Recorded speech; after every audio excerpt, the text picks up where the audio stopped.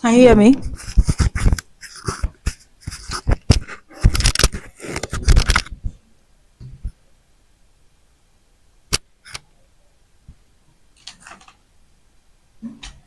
Oh, we are sorry for the network glitch. So we are back on the show again. So you are welcome to So I just our show. This is a program organized by Sake Studio in conjunction with Married and Single Mirror Platform. So we have our counselor here on the show.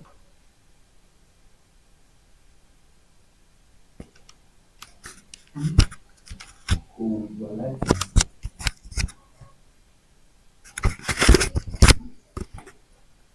So we have our counselor here on the show. Um, Thank you very much. So we have our counselor here on the show with us. Whoa, I would like to introduce her to you. Her name is Mrs. Jubilee Adefabi. She's a married counselor. She has been in the ministry for some time, like we said in the post we'll be posting earlier. So God has been helping them. They have a platform on WhatsApp called Married and Single Mirror Platform. So, um, Mama, can you kindly introduce yourself to the house? Mama, please introduce yourself to people in the house. Let them know you. Let them see you. okay. My name is Mrs. Jubilee Adefabi. I'm the convener of Married and Singles Mirror Platform, a platform that is aimed on equipping both singles and married for blissful marriage. And by the special grace of God, God has been helping us in every of our programs, both online and offline. And today I'm so grateful to God Almighty for being in this program with the Sake photography. And I pray at the end of it all, every relationship, everyone that is believing God for marital settlements, for bliss in their homes, the Lord Almighty will empower us to reach out to every one of us in the name of Jesus. Thank you very much, ma. I will not forget to introduce myself. My name is Oluda Iziolukayode, aka Sake, aka Mr. KK. Now, let's quickly go into the program. We have some other people, the member of the crew in the house with us too. So, I will going to introduce them later. Thank you all for being with us, and for our viewers online, thank you for being online. If you're online there, please quickly a comment on the comment section. You can say hi or drop your favorite emoji. Drop it online, so that we can see you. All right. Okay, please keep joining, keep sharing this platform to your friends and loved ones, even to your enemy, like my counselor said the other time. Please, Yes, your enemy still needs it. please share to everyone, so that they can be part of this program as well. All right. Now let's quickly dive into the first question, Mama. There are some issues people face in their relationship. So I want us to look at all these issues. I want to divide it into different sections, three sections now.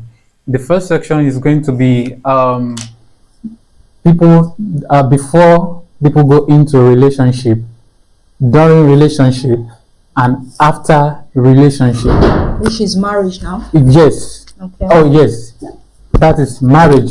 So the first question I have here for people before relationship is, how do we know the will of God?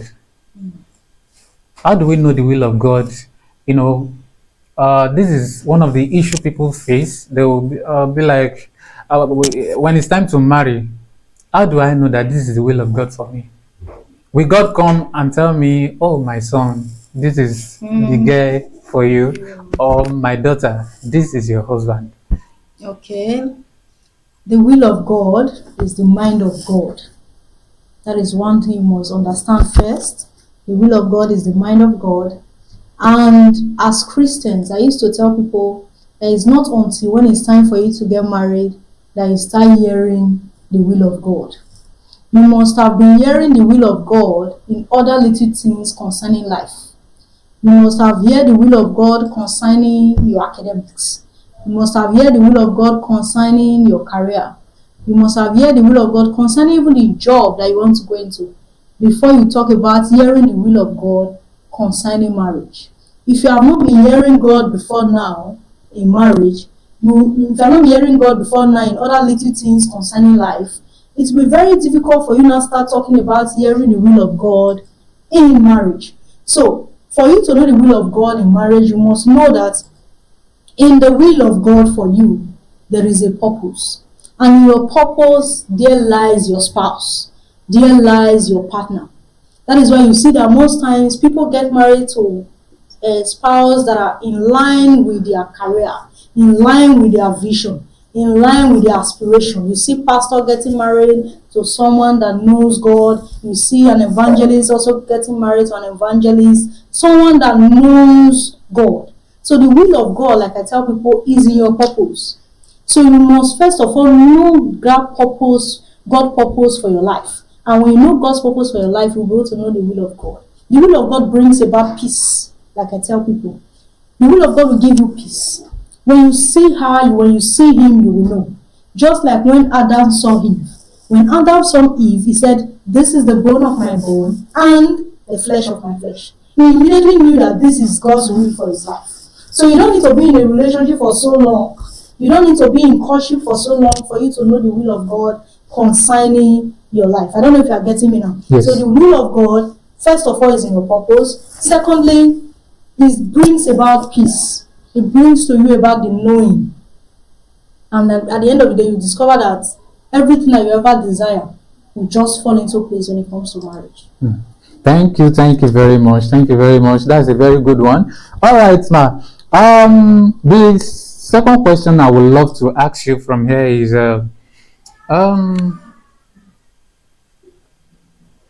if a guy, for instance, now we have a guy that is of age, Okay.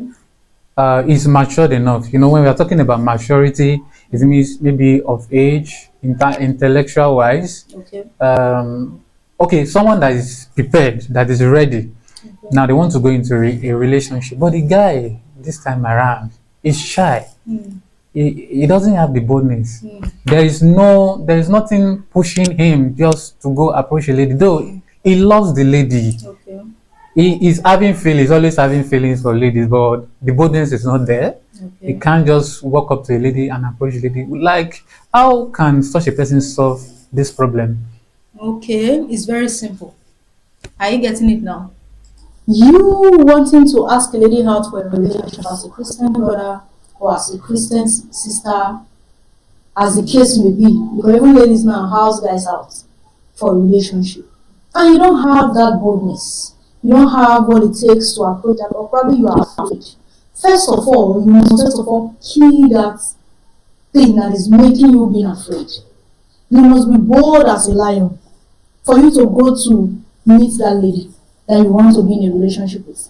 Whatever that is making you to be afraid, maybe it's her physical look, maybe it's the way that she carries herself, you must first of all kill that fear. Go for her. Like I said, create an avenue. Don't just speak to her where everybody is sitting. Speak to her when it's just on a low time with her. You can decide to fix a date for her. Meet in a very good place, talk about your intentions to her, and even if she later tells you she's not interested, but at least you will know that you have been able to say something to her, not just keeping it to yourself. I don't know if you are getting me. Yes, I'm with you, ma. No matter how difficult it may seem to you, first of all, you have to come with that boldness. Try as much as possible also to be like a friend to her. I don't know if you are getting me now. Be friends with that lady. Also be friends with her friends.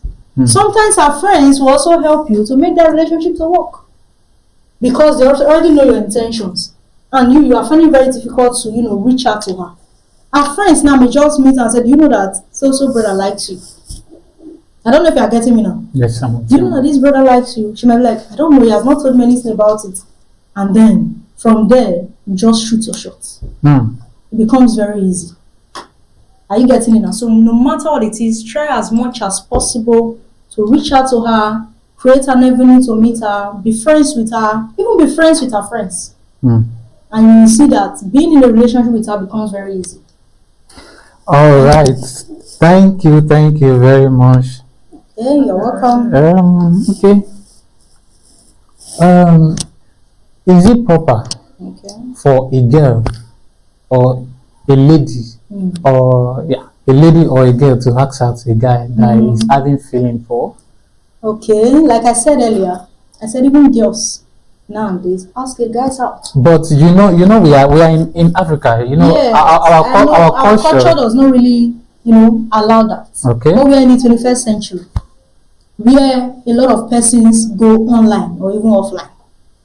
If you cannot do it physically, you can do it online. I don't know if you are getting it now. You can just try and be online with this person, try it on his Facebook, Instagram, whatever you want to call it, and then shoot your shots. I don't know if you get. Some guys may not really know that you like them, but immediately you make your intention known to them. It becomes very easy for them, especially the ones that already have feelings for you, but they don't know how to go about it, like the first question that you ask. So imagine if you are not the one that comes close to them and ask them you want to be in a relationship with them. And I know that as a lady, asking a guy out is very easy, but you must do it in your natural self. You are a lady on a normal day, you don't put on makeup. You don't dress a certain way. And then because you want a particular guy, you start dressing differently. The guy knows that this is not you. So imagine if you now dress a certain way that is different from the natural you to approach that guy because you want to be in a relationship. What do you think will come to the mind of that person? He thinks you want to take an advantage of him. So as a lady, if you really like this person and you want to go for him, come naturally. Don't fake it. Don't do too much. Just ask him out. Create an avenue. If you cannot do it physically, you can go through his social media handle. Just become friends on Facebook, start chatting from there. Before you know it, you let him know your intentions, and at the end of the day, you find out that most times such relationships even lead to blissful marriages.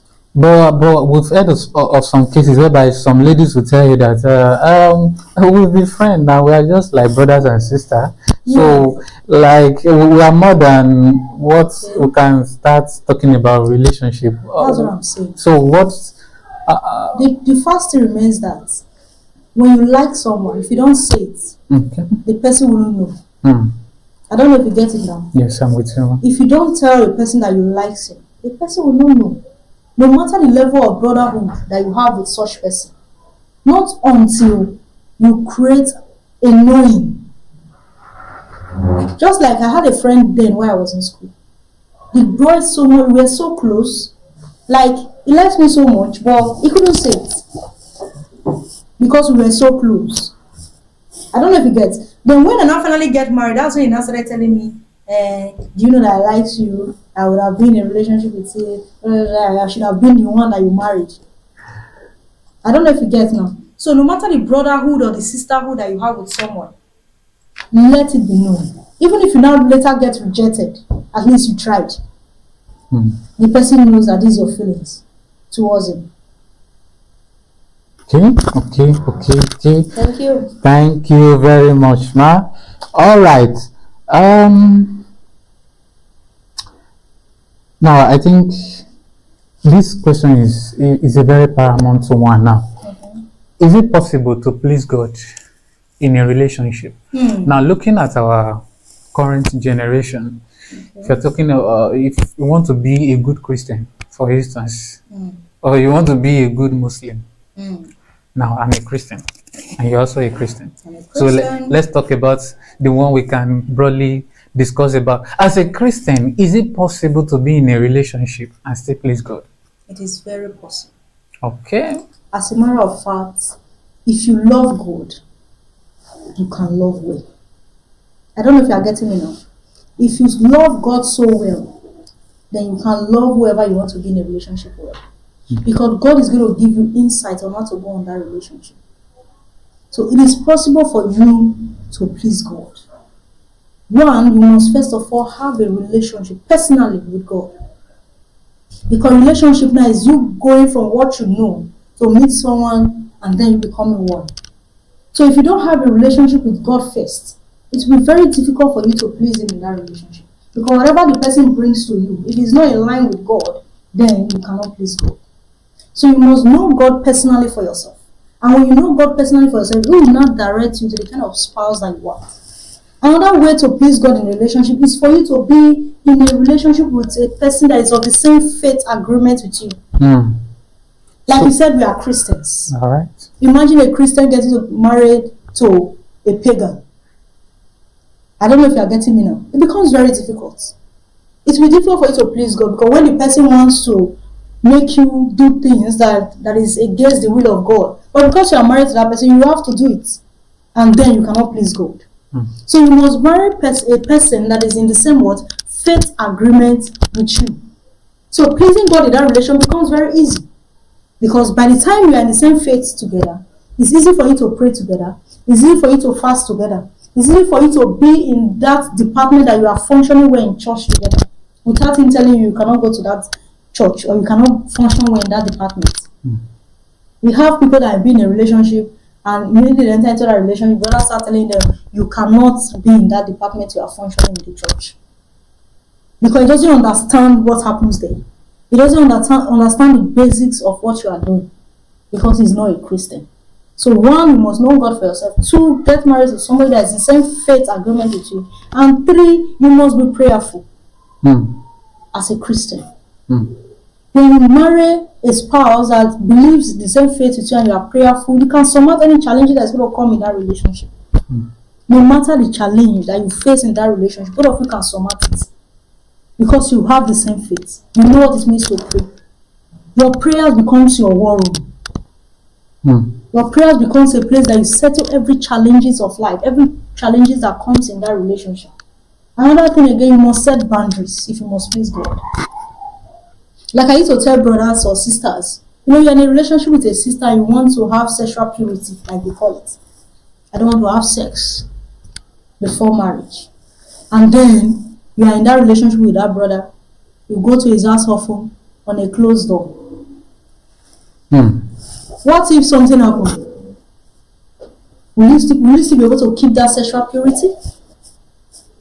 That is why you must set boundaries for you to be able to please God when it comes to the issue of sexual purity. Those are the ways to please God. So pleasing God is very easy when you follow these different steps. Thank you. Thank you very much, ma'am. So I have another question here for you. Okay. I think our viewers at home too, they might be interested in asking you this question too. Okay. Viewers at home, please prepare your questions.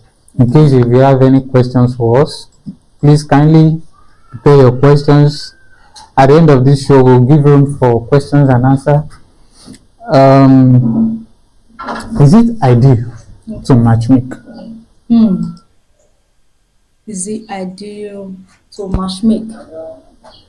When you say matchmaking, meaning you are bringing two persons together for a relationship, isn't it?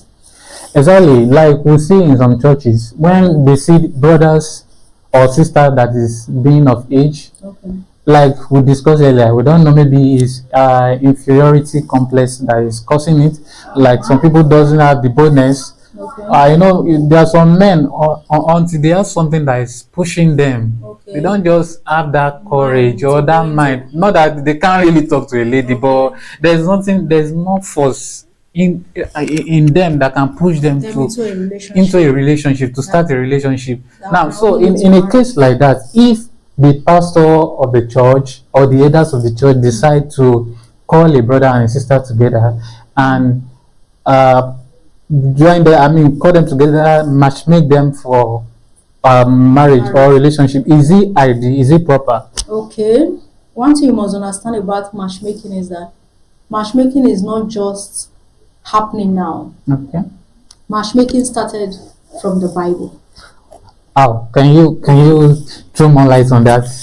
When we look at the case of Isaac, Isaac was matchmade with Rebekah.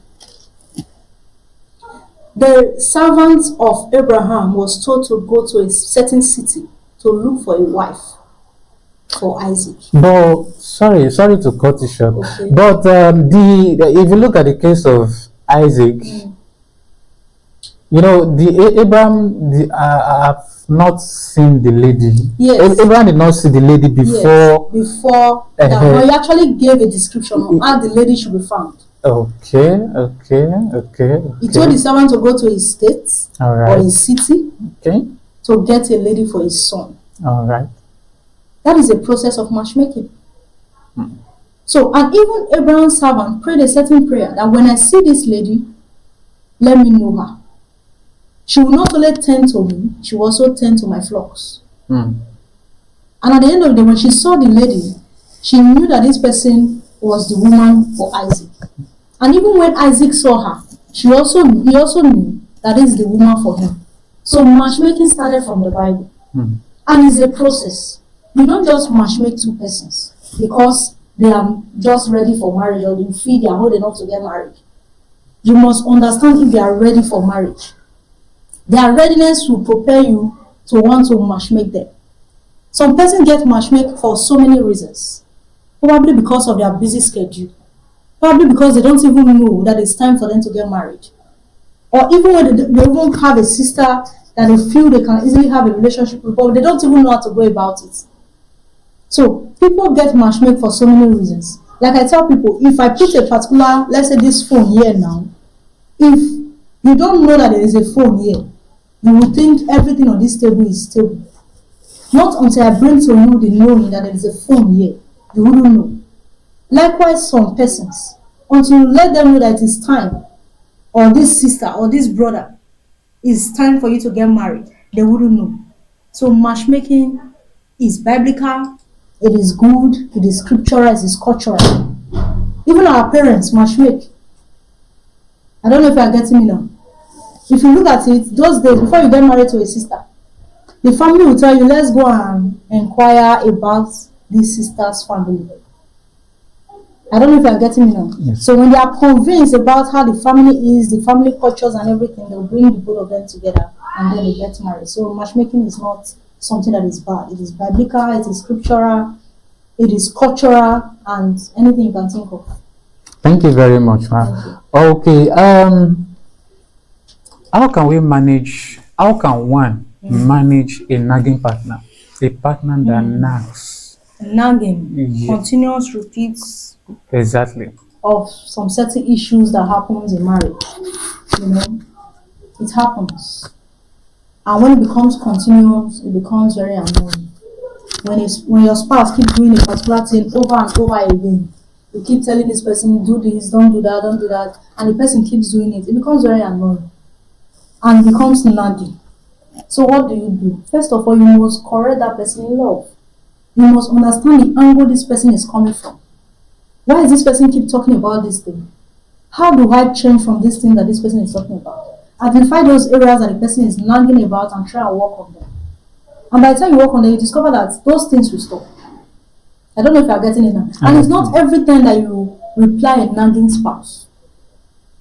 He's telling you don't do this and you to tell him, why can't you help me? And how can you tell me not to do this? And how can you tell me to look a certain way? I don't know if you get. When you do that, you are already in the same page with him and it can lead to a time bomb in that marriage. But sometimes you just overlook those things and then say, yes, I will change. And truly, you work on them. Sometimes if you think that thing that the person is saying is not in line with the will of God, what do? You try as much as possible to, maybe talk about it. Have a proper communication about it. This thing that this person is not about. Sit down as couples, talk about it, and see as much as possible the way that you can actually resolve it and probably adjust on those things. And you find out that those nagging will stop. At least it's not an animal that does not understand that this woman is or this man is my spouse. All right, thank you very much, man. My next question here is that what should people do during courtship? Is it a time to go to Coldstone or to go to Mr. Biggs, to eat, to drink, to go to a beach, to go to swimming pools and relax? Okay. So what should we do? What should one do? People that are into relationship, what should they do? What are they expected to do in courtship? I think you should throw more light on courtship. What is courtship? Then what should people do in courtship? Okay. Like I used to tell people, marriage is the only union that does not have a ship. But inside marriage, we have relationship, we have courtship. Courtship is like a drive towards marriage. It's what prepare you to a godly marriage. It's what prepare you to a blissful marriage. Courtship is a period of knowing. It's a period of understanding. It's a period of trying to discuss everything that needs to be talked about. I don't know if you are getting me now. During courtship, you discuss about things that are necessary. It is not a period of having fun, like they call it, like they said, coastal. Having to go to eatery, having to go to places where you can buy clothes and all of that. In as much as those things are good, if you have the mind to do that, fine, you can go ahead with it. But the fact still remains that it's a period of preparation for a blissful marriage. It's a period for you to know that this is marriage I'm about going into, and I need to discuss a lot of things. We need to know what how our marriage is going to look like and all that. So you must discuss what you want to see in your marriage. Those things that you want to see in your marriage, how you want your marriage to go. The period of courtship is a period of discussing important topics. Talk about your finance. Talk about your health. Talk about the numbers of children you want to have. Talk about even the names sometimes are revealed during courtship. Not when you are now married, you now start talking about the numbers of children you want to have.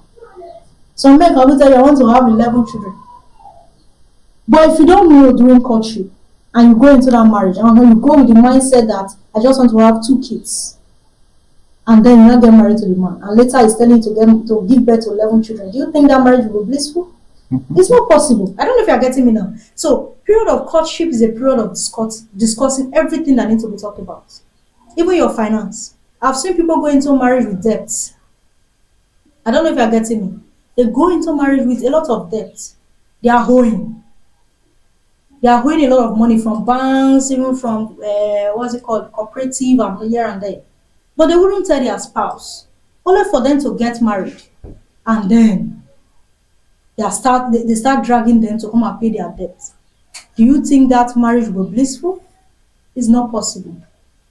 I don't know if you are getting me. So all of those things need to be discussed during courtship, because it's a period of preparedness. And when you prepare well in courtship, when you discuss well in courtship, when you try and know yourself well in courtship, you will be able to know how your marriage will go when you finally get married. So it's not a period of playing around. I don't know if you are getting me now. Yes. So discuss even your health issues. We have seen couples go into marriages with series of health issues without their spouse knowing. And when they are there, they now start having issues concerning their health, and their spouse will be like, but you didn't tell me you have this issue. You didn't tell me you have ulcer. You didn't tell me you have issues with your womb. You didn't tell me you have issues with you have low sperm count. Are you getting it now? But when those things are well discussed in marriage, it becomes very easy. When those things have been discussed in courtship, it becomes very easy for you to deal with them while in marriage. I don't know if you are getting it. So courtship is a period of knowing. Keep knowing, keep understanding your spouse, keep asking questions. Don't stop discovering things for yourself. Like I used to tell people, it's someone that wants you to know them that you know. If the person doesn't want you to know them, you don't know them. It's not possible. If I want you to know me, it's the side of me that I display to you that you will know. The other side of me, you might not know, because you are not, I didn't really reveal those things to you. I don't know if you are getting it. So you must be ready to know your spouse. You must be ready to, open up yourself during courtship. Talk about your finances, like I said. Talk about your health issues. Talk about everything that needs, even your family, your family, the kind of families that you want to have. And at the end of the day, you discover that when you finally get married, there won't be issues.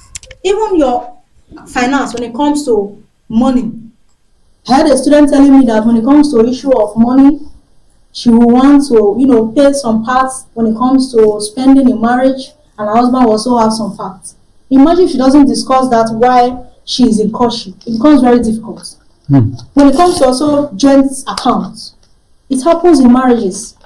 I heard of a woman that maybe she is being paid salary, It's her husband that receives her salary. She doesn't even have money of her own. I don't know if you get it now. Yes, if it's not discussed in courtship, when it happens in marriage, people will come to settle that marriage. Because imagine after working for 30 days, your husband tells you, pay all the money into my account. So, courtship is a period of knowing, continuous knowing, revealing yourself and everything that needs to be done. And the Lord Almighty will help you in the name of Jesus. Amen. Thank you very much. Thank you very much. Our viewers over there, I hope you are enjoying the program. We are still on the topic, the hidden secret to marital bliss. We are talking about the things that make marriage works.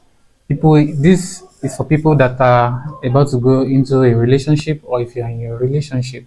Issues that people are faced in their relationship. If you are not addressing your case here, you can kindly drop it on the comment section. We'll go there soon and read all your questions. We'll read your questions, and our counselor is there, is going to answer your questions.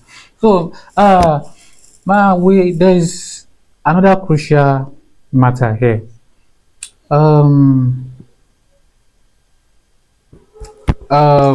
We've talked about how to manage a nagging partner, right? So, what are the red flags in relation? No, before we talk about red flags in a relationship, how do a man or a woman align his will or his plan to someone that has a different plan with him? Now, let me rephrase the question. Like, my plan is tending, I think differently. How can couples or intending couples manage their indifferences in a relationship?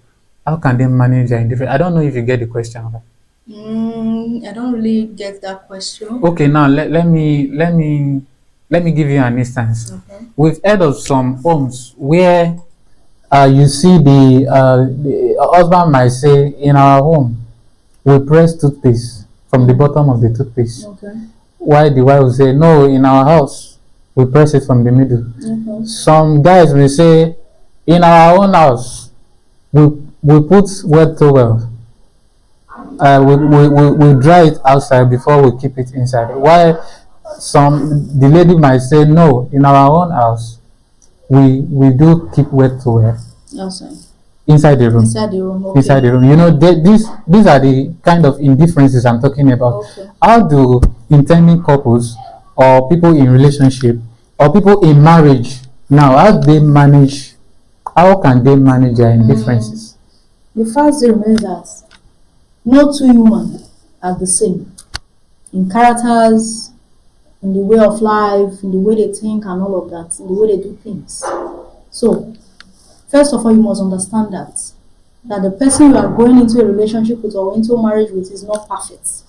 He or she has his own attribute, the way he does his own thing. And you must be ready to work with that and adjust with it.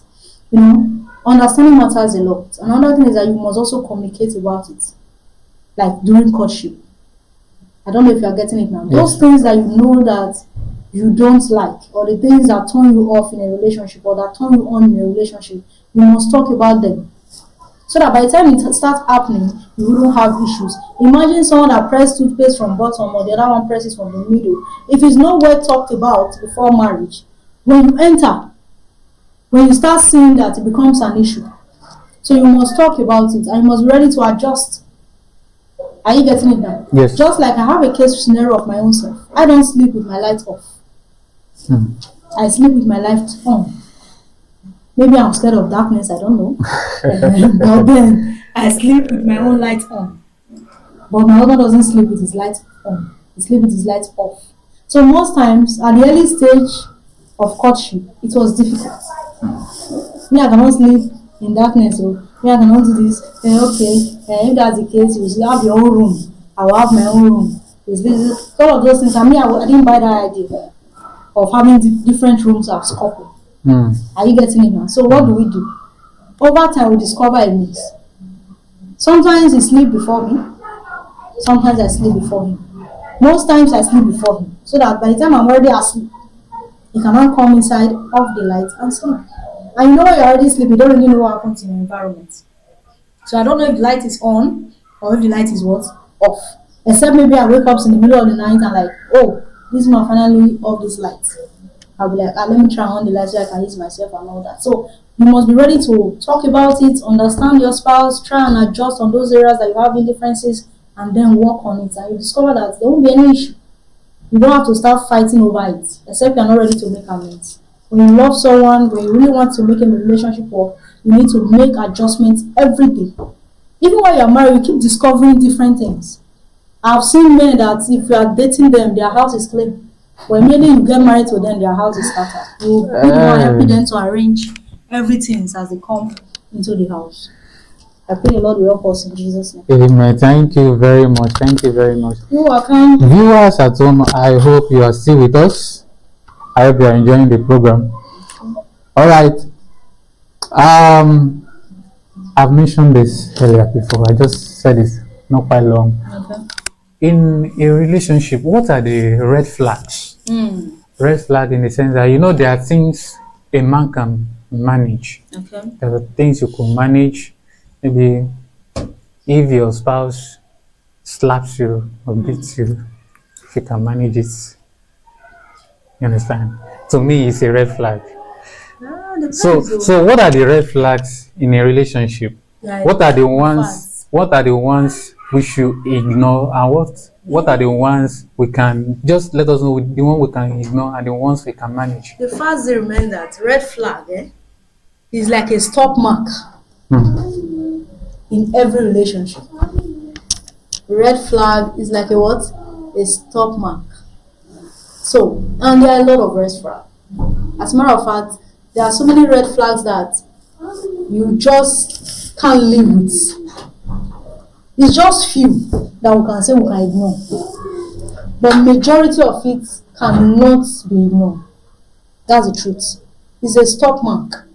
And if you don't deal with it now, your relationship can become a time bomb in the future. So you must deal with it now and know those red flags. Imagine if you're in a relationship with a guy that have excessive jealousy. Do you think you can live with that? Do you know what it means to be jealous? Somebody that is jealous can kill. A jealous spouse can what? Can kill. So if you are not careful, you may end up dead even before the relationship starts. Imagine you are in a relationship with someone that tells you you cannot be with any other person except me. When you are happy and he sees you happy and he's not the one making you happy, he's jealous. You are pressing your phone and you are smiling, he's jealous. Why is it that something else is making you happy? It's making you smile. Why not him? So you must watch out for that. He's very jealous. He doesn't want to see any other person close to you. Even the friends that he knows you with before now. If they are there with you, he feels you both have something in common. Even when you are telling this person is just my friend. There's nothing between us. He doesn't want to listen. I don't know if you are getting me now. So you must let go of an excessive jealous spouse. No matter how much you love that person. That's why it's called red flag. It's a stop sign. It is time for you to stop this relationship. But most times, when you're in a relationship, you don't see them. That's the truth. All these things we are talking about now, some persons are in that relationship now, they are with a jealous spouse, but they find it very difficult to leave him because they are in love. Not until they see the danger that comes with it. Another thing again, you must be very careful, or you must leave a man that stops you from having friends and family around you. You see, family are friends. I don't play with family. I don't know about others. I'm a family-oriented person. So when you get married to a man that tells you, don't be with your family, don't be with your friends, I just want the two of us alone. If you get married to such person, by the time you have issues, who will help you out? The family that's supposed to help you, the friends that's supposed to help you out of that issue, they have succeeded in chasing them out. Then you want to have a blissful home. It's not possible. I heard of a story of a woman that was locked up in her room, married to a man for good 7 years. 7 years. Imagine. If she has family and friends coming to visit her, do you think they will not know that the man is maltreating her? But nobody knew. She was there. They were wondering, Why is she not coming to family gatherings? Why is she not going out and all that? He was in that house without going out because the husband make it so. By the time a family member put it upon herself to even go and visit her, it was too late. It was a skeleton they saw. She was about dying, and she eventually died. Because there was no family or friends there to rescue her. The man succeeded in chasing everyone that's supposed to help them out or supposed to help her out during the period of trial away. So if you're in a relationship now and that brother or that sister is telling you, if I get married, I don't want to see your mother in my house. If I get married, I don't want to see your sister in my house. That your sister, I don't like the way she's looking. Or I don't like the way she talks to me. If I'm married like this, if I marry you like this, I don't want to see her in my house. Be careful. Watch out for her. Watch out for him. Because he has plans for you. And that plans, they are not good plans. There are plans that are going to destroy you in future when you finally get married to him. I don't know if you are getting me now. I'm with you. So, another thing you must look out for, you must also look out for a spouse that lies too much.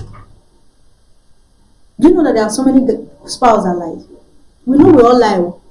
Yeah, we tell lies sometimes. Okay, we tell those small white lies sometimes. But the one that is the father is close to the devil, is giving me info. Remember, devil is the father of lies. It's like his PA.